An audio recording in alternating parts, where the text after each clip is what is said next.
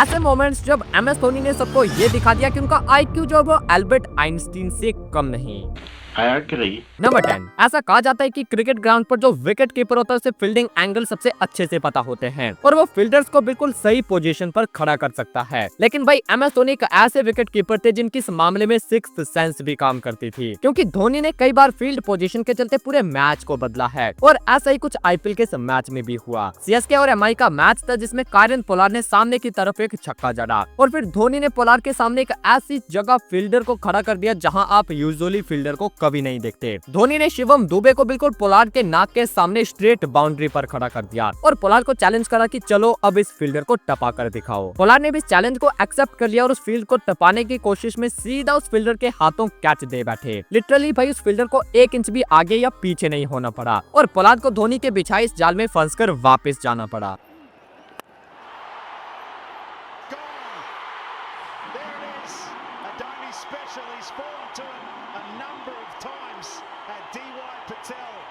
I don't care if the fielder's there, I'm going to clear him. You keep a fielder there, I'll hit him right over his head. Number 9, ये भी एक और ऐसा moment है जहां धोनी ने Pollard को ये दिखाया था कि असली मास्टरमाइंड कौन है। इंडिया और वेस्टइंडीज का मैच था जिसमें धोनी ने ये शॉट खेला और सिंगल के लिए भाग गए। बॉल जो था वो सीधा पोलार्ड के हाथ में था, लेकिन पोलार्ड यहाँ धोनी को एक चैलेंज करते हैं। पोलार्ड ने बॉल को पकड़कर थोड़ा आगे फेंक दिया और धोनी को चैलेंज करा, चलो एक और रन भाग लो। पोलार्ड ने सोचा कि धोनी वाला कहाँ ये रिस्क लेने वाले हैं, लेकिन भाई जैसे ही धोनी ने नोटिस करा कि पोलार्ड उनके मजे ले रहे हैं तो धोनी झट से दूसरे रन के लिए भी भाग गए और जब तक पोलार्ड ने बॉल को उठाकर थ्रो करा तब तक धोनी ये दूसरा रन भी पूरा कर चुके थे और पोलार्ड की स्मार्टनेस ने उन्हीं का मोए मोए कर दिया। Run out. He would have to be Superman to be running someone out from that distance. That is ridiculous.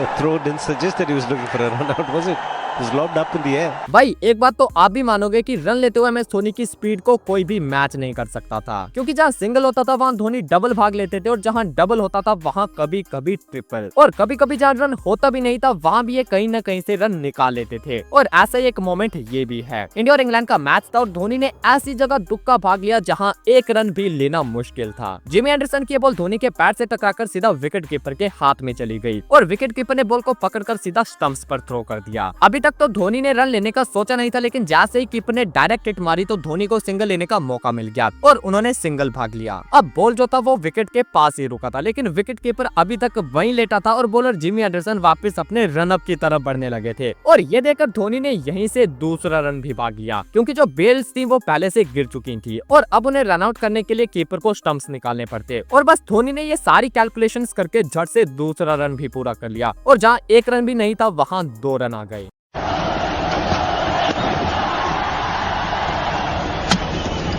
Want the run, get it quite easily in the end. In fact, they're looking for 2. It's knocked off the stumps on the ground. Is it being referred? This is sloppy work from England.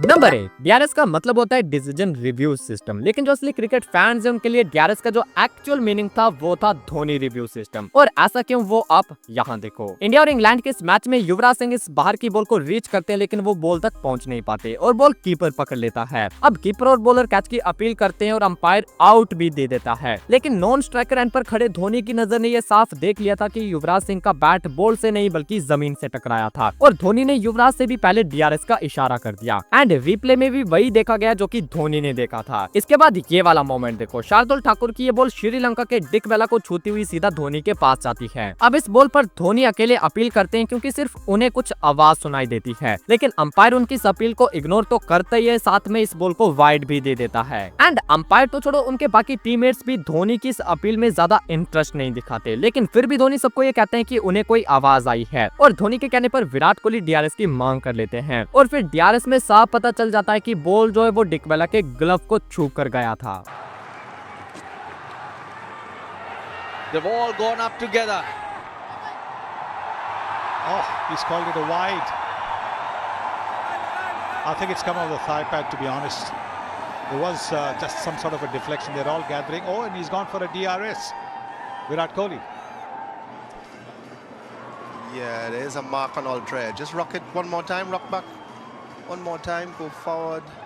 Ravi on field now, please reverse your decision.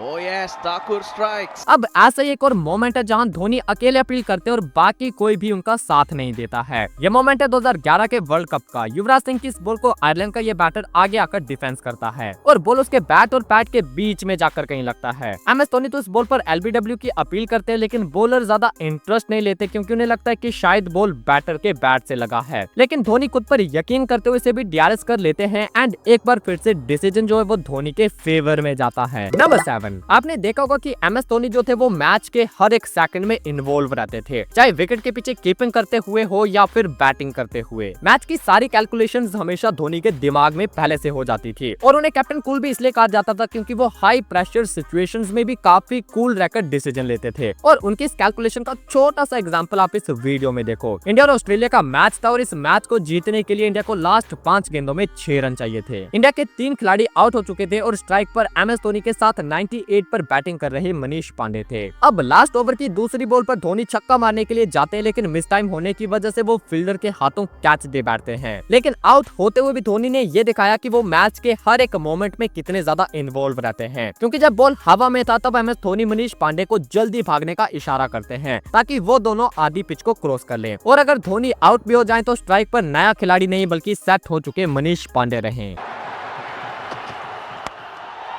Now has he got enough on this one? He has it. Warner takes it in the deep. And I tell you right now, this is an unbelievable game of cricket.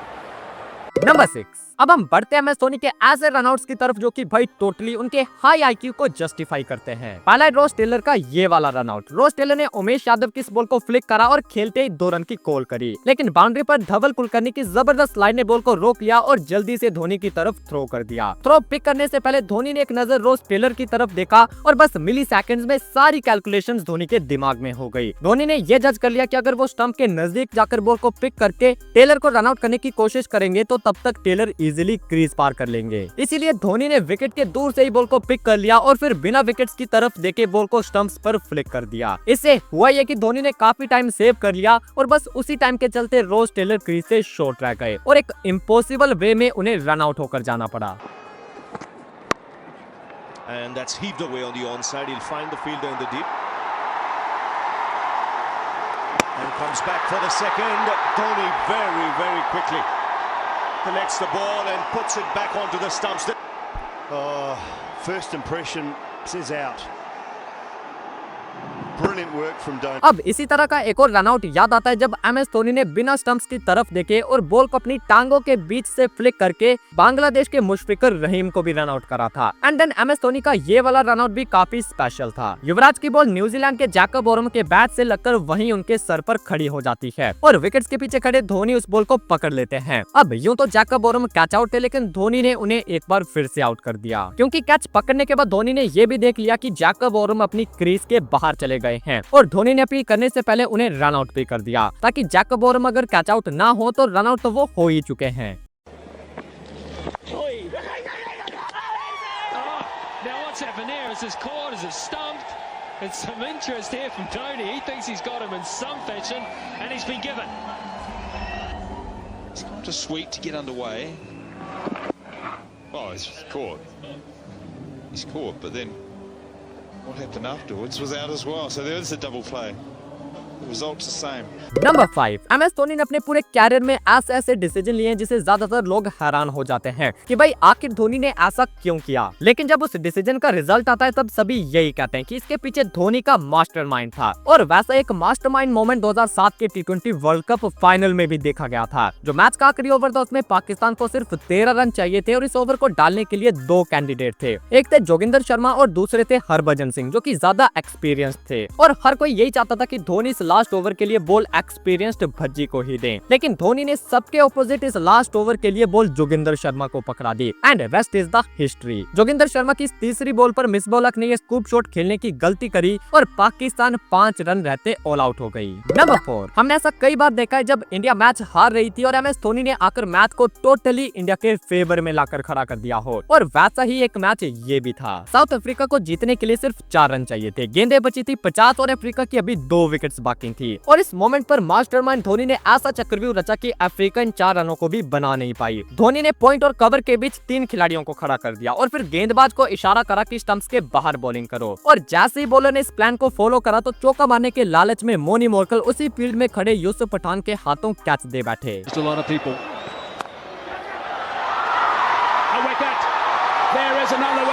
इसके बाद Africa की आखिरी wicket बची थी और जब when Parnell strike पर आते हैं तो धोनी एक बार फिर से उन्हीं फील्डर्स को थोड़ा पास आने का इशारा करते हैं। एंड अगेन मोनी मोरकल की तरह वेन पार्नल भी वही पॉइंट पर आगे आकर खड़े युवराज सिंह के हाथों कैच दे बैठते हैं और इंडिया एक हारे हुए मैच को सिर्फ 2 रनों से जीत जाती है।